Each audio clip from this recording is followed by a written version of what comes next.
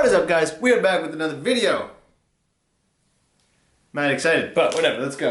So today we're going to talk about what I mentioned in the previous video, which are the, let's say, top 5 bulking tips, lean bulking tips, in my opinion. Again, these are all in my opinion. These are what I see has worked for me, 1, and then 2, also looking at other, let's say, YouTubers and fitness gurus or other, whatever, people in the industry.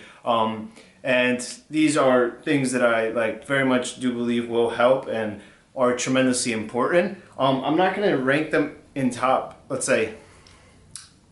Obviously there are ones that are more important than others, but just forget about the rankings, let's say. I'll just stress the ones that I think are massively important, and so on. So the five tips, let's say, that I believe are most important within a lean bulk are, 1, and this definitely is number 1 in general. I know I said don't rank it, and I'm just ranking number 1 as number 1. But increasing your work intensity on the muscle, progressive overload, and just giving your body a stimulus to grow. So what that means is, like, if you're going every week and just hitting that let's say you're hitting 120 pounds on a bench press for 12, for 3 sets, let's say, something like that, and you do that continuously for a month or 2 months while you're trying to eat in a minor surplus, stuff like that, you aren't going to grow. You're not giving the muscle a reason to grow. You need to give the muscle a reason to grow. You need to push harder, you need to add more weight, you need to add more reps, you need to add more work in general to that muscle group, to your legs. Let's say on squats, you want to increase your squats by 5 pounds every week. You want to go heavier and do less reps. That's also considered work. So let's say if we are squatting about 150 pounds at 12 reps, if you're squatting, let's say 180, again, this might not correlate, whatever, 180, 200 for 4 reps, that is essentially adding more work in the overall picture because of how heavy these reps are.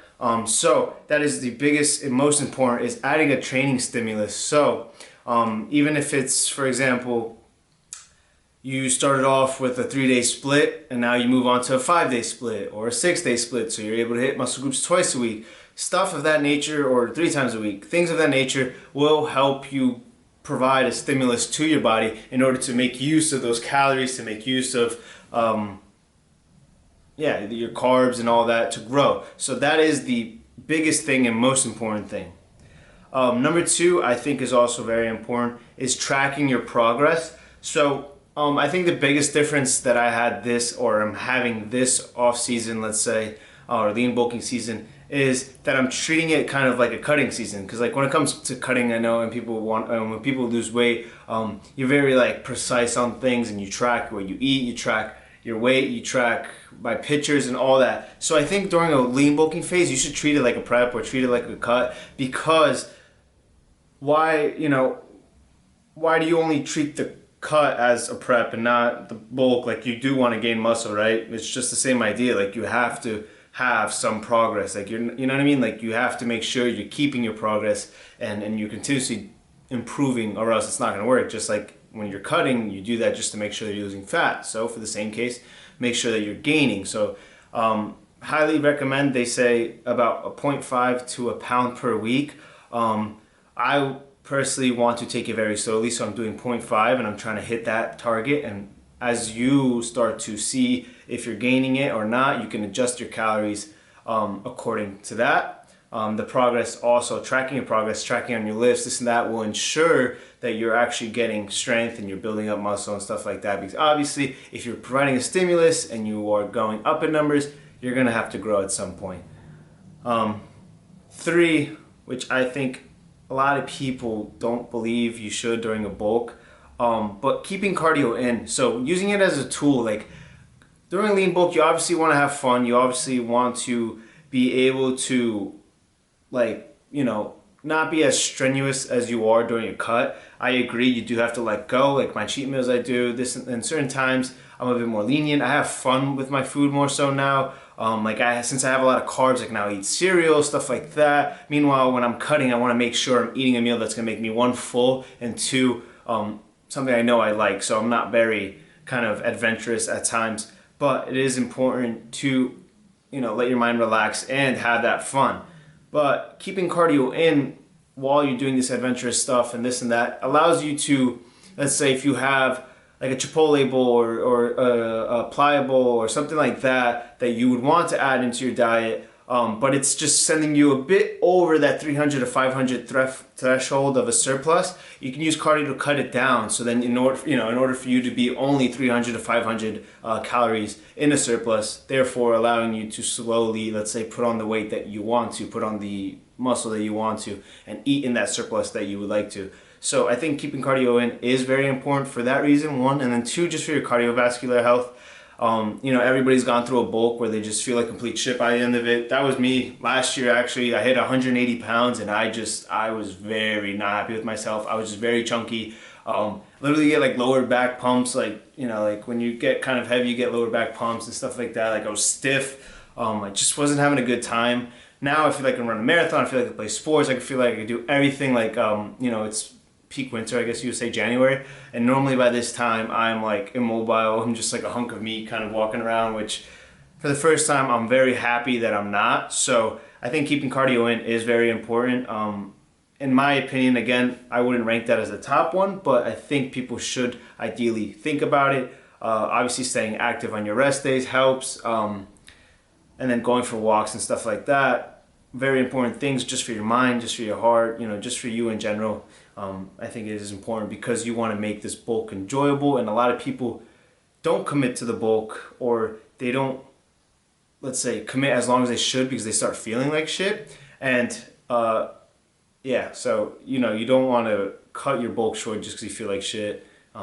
You're still a human, make use of it. Obviously, again, like I said, just make sure you're in that little threshold of a calorie surplus, and you're gonna bulk up, you're gonna gain weight. So don't be afraid of doing cardio necessarily. Don't be also, I know this is like a really like crazy tangent right now, but don't like be doing like extreme amounts of cardio, like HIIT and this and that. You want to do low intensity cardio so then you don't put too much stress on the muscles, so you can allow them to rest and recover. Which brings me to point number 4, is rest and recovery. So the biggest thing that I absolutely hated that I did when I was a kid was, or younger, or even like a year ago, 2 years ago, was I didn't get my proper rest. I have seen the tremendous difference that resting has done for me, in growth and everything. You need your rest. Your muscles, in order to grow, they need to repair and rest first. So, there's no point of you keep on going at it. Like if your hammies are freaking like tight as hell, why are you gonna go train hammies? Why are you gonna go do deadlifts? Why, you know what I mean? It obviously hasn't had the sufficient amount of time to rest and grow and repair for another intense session. And to be quite honest, now that I'm thinking about it, like today I even got into a conversation about it, if you really aren't resting, maybe you just aren't even training intense enough. I hate to say it, but like it is a reality of the fact. Like by the time, like I usually do a push pull legs rest, and I know people can do push pull legs, which is fine. Some weeks I'll do that too, but for the most part, it's been push pull legs rest, push pull legs rest. So I have 2 rest days. Let's say doesn't count as a week, but I make sure I get a rest between every one of those because I don't know, the way that I've been training lately, just, I need it. My body's begging for it by that 3rd day. And then on that 3rd day, I do recover. I do some light cardio. I do roll out and stretch and make sure that my body's ready for the following day. I know some people aren't that, let's say, they don't want to be that dramatic with this whole fitness and thing. But again, if you're watching this, hey, this is just a little tip. This is what I do. And again, it's shown me to be worth it. So yeah. Which is leading me to my last point. So you want to fuel your body and you want to digest. So I mentioned it, I think, pre-workout in the last video. So if you haven't watched that video, you can go look, I don't know, on my channel or whatever. And while you're doing that, you can subscribe.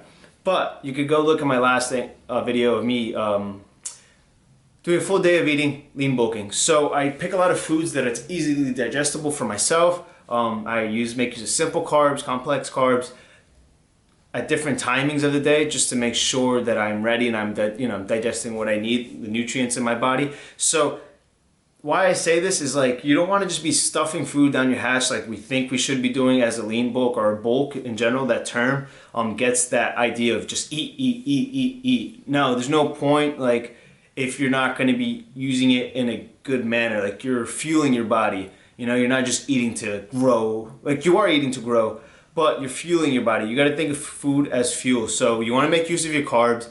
With that progressive overload, you got to like keep those in a balance, let's say. As you increase your carbs, you see how much you could progressively overload. If you see you're hitting a plateau, you increase your carbs again and let your metabolism match that. You don't want to like slowly let your metabolism match that. Like, this is a process. You don't want to like overeat and just get a, just put on a crap ton of fat and, you just have like, you're just not making use of the carbs that the way you would like it, in terms of putting on muscle. So at the end of the day, like, make sure you are actually sitting down, eating through your meals, taking your time, getting the nutrients from the food, because that's the whole point. You want to grow your body needs nutrients to grow and all of things of that nature. So I think digestion and sitting down, and what I said before about let's say calming down after the gym, post gym, or what do they call it? They call it grounding yourself. After the gym, relax, this and that, let your heartbeat go down.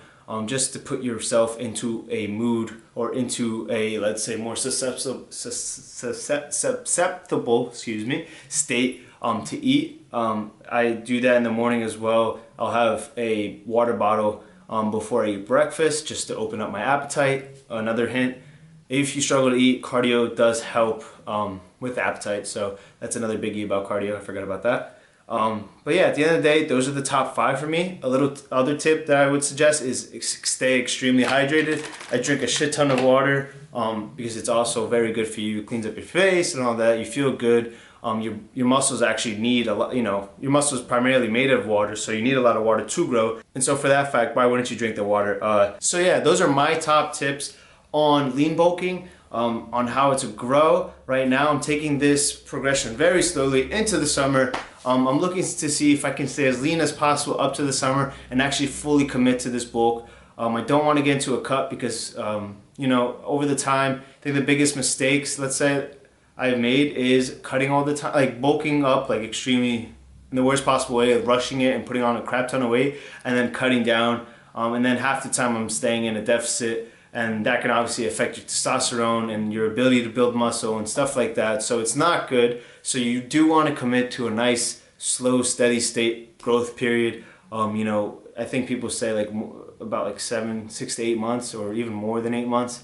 And that is something that I'm really looking to commit to. For the foreseeable future, I'm not struggling and I'm not looking to do any cut during the summer, so I'm happy about that. We're in mid-January and I'm hoping to keep it up, and hopefully I can put on 8 solid pounds by the summer. I would absolutely love to be 170 or something like that, but again, 8 pounds within 6 months of quality tissue, we'll see what happens there. So I hope you guys enjoyed this video.